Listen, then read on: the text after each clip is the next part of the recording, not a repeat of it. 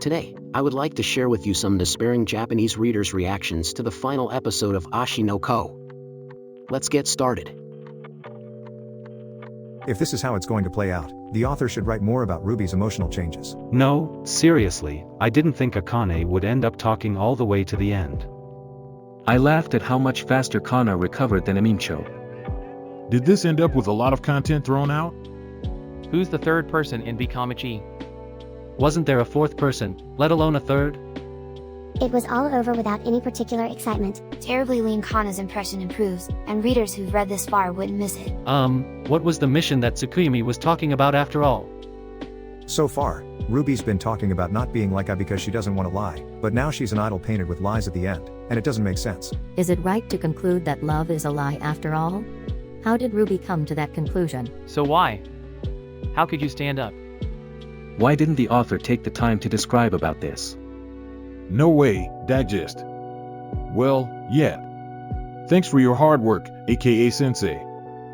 There's a cutout of Kana protecting Ruby, just a little bit. Is Himikawa-san okay?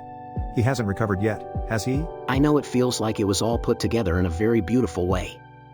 I wish Ruby had been more carefully portrayed.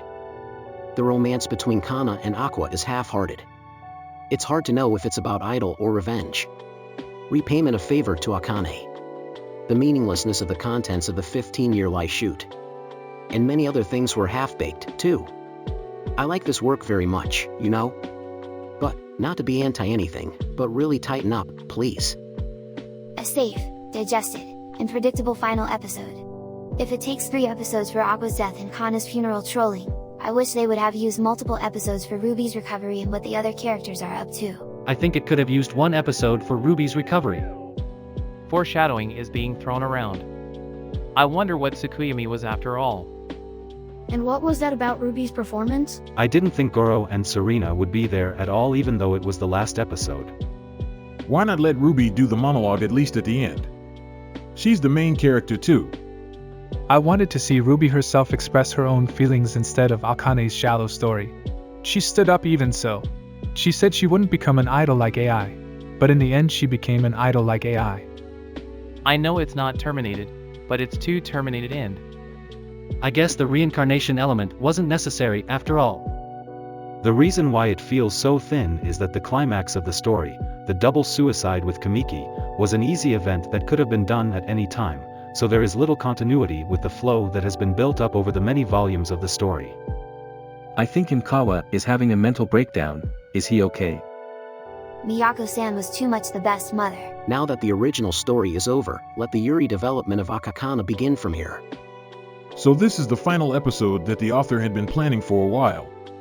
Aqua's death has been confirmed for quite some time. Let's not expect any more Akasaka Aka. Lesson learned.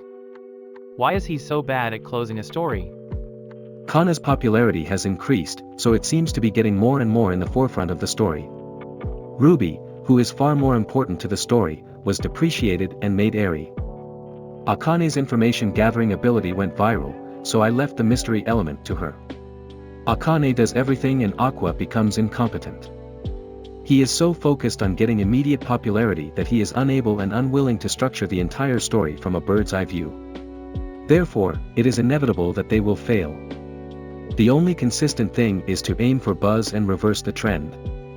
He wrote a story with Kana about a romantic relationship and he should have stuck with it to the end. He wrote a story with Akane in relation to the revenge scenario, so he should have written that to the end.